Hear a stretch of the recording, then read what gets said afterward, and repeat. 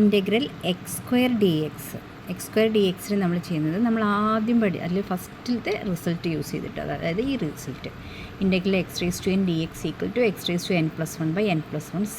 ഇവിടെ എന്നിൻ്റെ സ്ഥാനത്ത് 2 ആണ്. അപ്പോൾ നമ്മൾ ഇതേപോലെ ഇതേപോലെ നോക്കി എഴുതുകയാണെങ്കിൽ നമുക്കിങ്ങനെ എക്സ് റേസ് ടു എന്നിൻ്റെ സ്ഥാനത്ത് 2 കൊടുത്തു, 2+1/2+1+c. സി എന്ന് പറയുന്ന ഒരു കോൺസ്റ്റൻറ്റ്, അതായത് ഡിഫറൻസിയേഷൻ്റെ നേരെ റിവേഴ്സ് പ്രോസസ്സാണ് ഇൻ്റഗ്രേഷൻ. അപ്പോൾ അവിടെ ഒരു കോൺസ്റ്റൻറ്റിനെയും കൂടെ കൊടുത്തു കഴിഞ്ഞാൽ ആ ഒരു കണ്ടീഷൻ അവിടെ കറക്റ്റ് ആവുന്നുള്ളൂ. അതുകൊണ്ടാണ് ഇനി ഇൻ്റഗ്രേഷൻ ലോവർ ലിമിറ്റും അപ്പർ ലിമിറ്റും നമ്മൾ തരുകയാണെങ്കിൽ ഈ +c ആവശ്യമില്ല. അങ്ങനെ അല്ലാത്തത് കൊണ്ടാണ് ഇത് നമുക്ക് +c കൊടുക്കുക, ഒരു കോൺസ്റ്റൻ്റ് അവിടെ കൊടുക്കുന്നത്. ഓക്കെ, ഇതിനെ മാറ്റി എഴുതുമ്പോൾ x³/3 + c എന്ന് വരും. ഇത്രയേ ഉള്ളൂ, ഇതാണ് ചെയ്യാനുള്ളത്. ഇനി അടുത്ത ക്വസ്റ്റ്യൻ x³ + x² + 1 ആണ് ഇൻറ്റഗ്രേറ്റ് ചെയ്യേണ്ടത്. അപ്പോൾ ഇതിനെ നമുക്ക് ഒറ്റയടിക്ക് ഇൻറ്റഗ്രേറ്റ് ചെയ്യുന്നത്, ഇതിനെ സ്പ്ലിറ്റ് ചെയ്തിട്ട് ഇൻറ്റഗ്രേഷൻ കൊടുക്കാം. അതായത് അത് ഇൻറ്റഗ്രേഷൻ്റെ പ്രോപ്പർട്ടിയാണ്. Integral x³ dx + x² dx + integral 1 എന്ന് പറഞ്ഞാൽ അതിനെ x⁻0 എന്ന് എഴുതാം കേട്ടോ, x⁻0 dx. ഇനി ഓരോന്നും സെപ്പറേറ്റ് ചെയ്തിട്ട് നമ്മൾ ഈ ഒരു റിസൾട്ട് സബ്സ്റ്റിറ്റ്യൂട്ട് ചെയ്ത് കൊടുക്കുകയാണ്.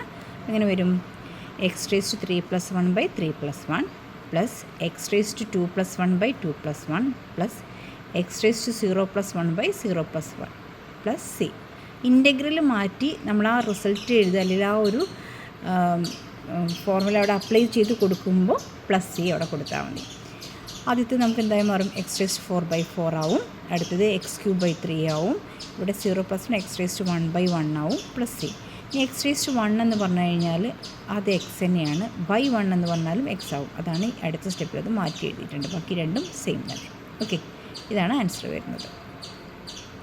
ഇനി അടുത്ത ക്വസ്റ്റ്യൻ ഇൻ്റഗ്രൽ 1/x² dx. ഈ x² നമുക്ക് x⁻² എന്ന് എഴുതാം. അത് മുകളിൽ 1ഉം താഴെ x² ഇങ്ങനെ രീതിയിൽ വരികയാണെങ്കിൽ ഇതിന് മുകളിലേക്ക് കൊണ്ടുവന്നു കഴിഞ്ഞാൽ അത് മൈനസായി മാറും. ഞാൻ മുന്നേ ഒരിക്കലും എവിടെയോ പറഞ്ഞിട്ടുണ്ടെന്ന് തോന്നുന്നു. അപ്പോൾ ഇത് x⁻² dx ആവും. അതിനുശേഷം നമ്മളിപ്പോൾ ഇൻ്റഗ്രേഷൻ്റെ പ്രോപ്പർട്ടി സബ്സ്റ്റിറ്റ്യൂട്ട് ചെയ്ത് കഴിഞ്ഞാൽ ഇങ്ങനെ ഒരു x⁻2 + 1/-2 + 1 + c. -2ഉം 1ഉം കൂടെ ആഡ് ചെയ്ത് കഴിഞ്ഞാൽ -1 ആണ് വരിക. അപ്പോൾ x⁻1/-1 + c. ഇനി -1നെ നമുക്ക് ടോട്ടലി മൈനസാക്കി കൊടുക്കാം. നേരത്തെ ഞാൻ പറഞ്ഞു 1/x²നെ x⁻2 എന്ന് എഴുതാമെങ്കിൽ x⁻1നെ 1/x എന്ന് എഴുതാം.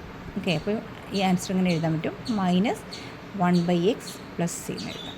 ഓക്കെ, ഇത് 1/x² 1/x³ ഒക്കെ നമുക്ക് ഇങ്ങനെ എഴുതേണ്ട ആവശ്യമുള്ളൂ.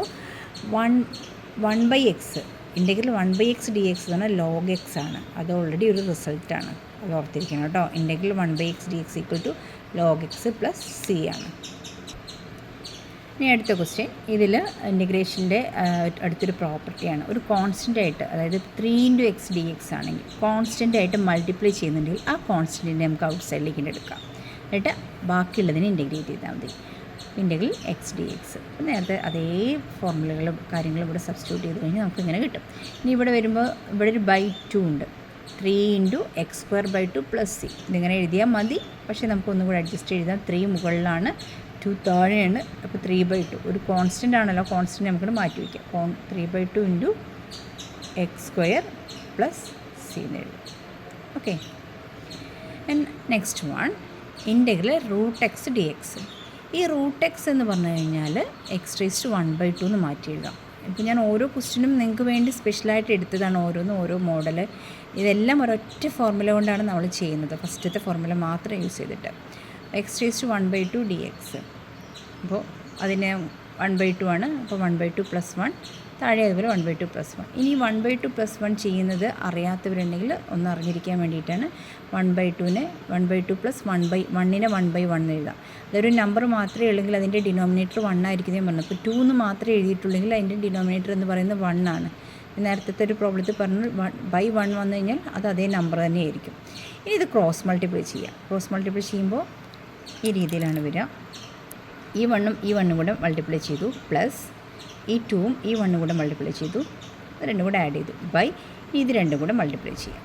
ഓക്കെ, അങ്ങനെയാണ് ചെയ്യുന്നത്. അപ്പോൾ 1ഉം 1ഉം മൾട്ടിപ്ലൈ ചെയ്യുമ്പോൾ 1 തന്നെ വരും. 1ഉം 2 കൂടെ മൾട്ടിപ്ലൈ ചെയ്യുമ്പോൾ 2 വരും. 2 × 1 2 വരും. ദെൻ 3/2 ആൻസർ കിട്ടും. ഓക്കെ, ഇവിടെ x⁵3/2/3/2 പ്ലസ് c എന്ന് വരും. ദെൻ അടുത്ത മോഡൽ ക്വസ്റ്റ്യൻ ഇങ്ങനെയാണ്, ഇൻ്റഗ്രൽ x√x dx. ഓക്കെ, ഇതിൽ ചെയ്യുമ്പോൾ ഈ രീതിയിൽ വരും. എക്സ് എന്ന് പറഞ്ഞാൽ x⁻1 ആണ്. ദെൻ √x എന്ന് പറഞ്ഞാൽ നമ്മളിപ്പോൾ എഴുതി x√x ആണ്. ഇവിടെ വന്നിരിക്കുന്നത് പ്ലസ് ഒന്നല്ല, അതിൻ്റെ ഇടയ്ക്കുള്ള ചിഹ്നം രണ്ടും ഇൻറ്റു ആണ്, അതായത് പ്രൊഡക്റ്റാണ്. രണ്ടിൻ്റെയും ഡിനോമിനേറ്ററിൽ ബേസിൽ എക്സ് തന്നെ വരുന്നത്, അതായത് x⁻1ഉം x⁻1/2. അപ്പോൾ മുന്നേ ചെറിയ ക്ലാസ്സിൽ നമ്മളൊരു ഇത് പഠിച്ചിട്ടുണ്ട്, a⁻m × a⁻n = a⁻m + n എന്ന് പറഞ്ഞിട്ടുള്ളൊരു പ്രോപ്പർട്ടി പഠിച്ചിട്ടുണ്ട്. അതിവിടെ സബ്സ്റ്റിറ്റ്യൂട്ട് ചെയ്യുകയാണെങ്കിൽ ഇത് ഇൻ്റഗ്രലിൻ്റെ ഉള്ളിൽ തന്നെ നടക്കുന്ന സംഭവങ്ങളാണ് കേട്ടോ. ഇതിനെ നമുക്ക് മാറ്റി എഴുതാം 1 + 1/2. അപ്പോൾ 1 + 1/2 3/2 ആണെന്ന് നേരത്തെ ക്വസ്റ്റ്യനിൽ പറഞ്ഞിട്ടുണ്ടല്ലോ. അപ്പോൾ ഇൻ്റഗ്രൽ x⁻3/2 dx, അതായത് ഇൻ്റഗ്രൽ x√x dx പകരം നമുക്കിപ്പോൾ ഇവിടെ എന്ത് കിട്ടി, ഇൻ്റഗ്രൽ x⁻3/2 dx എന്ന് കിട്ടി. ഇനി സാധാരണ ഇൻ്റഗ്രേറ്റ് ചെയ്യാം. അപ്പോൾ ഇങ്ങനെ വരും, x⁻3/2 + 1/3/2 + 1. നമ്മൾ ആ ഫോർമുല ഓർത്തിരിക്കുക, പ്ലസ് c. ഓക്കെ, ഇനി 3/2 + 1നെ ആഡ് ചെയ്യുന്നത് ഇതുപോലെ ക്രോസ് മൾട്ടിപ്ലൈ ചെയ്യുക. 3 × 1 3 വരും, 2 × 1 2 വരും, താഴത്തെ 2 × 1 2 വരും. അപ്പോൾ 5/2. അപ്പോൾ x⁵5/2/5/2 + c എന്ന് വരും. ഓക്കെ, അങ്ങനെയാണ് ഈ ഒരു ഫോർമുലകൾ വെച്ച് ചെയ്യുന്നത്.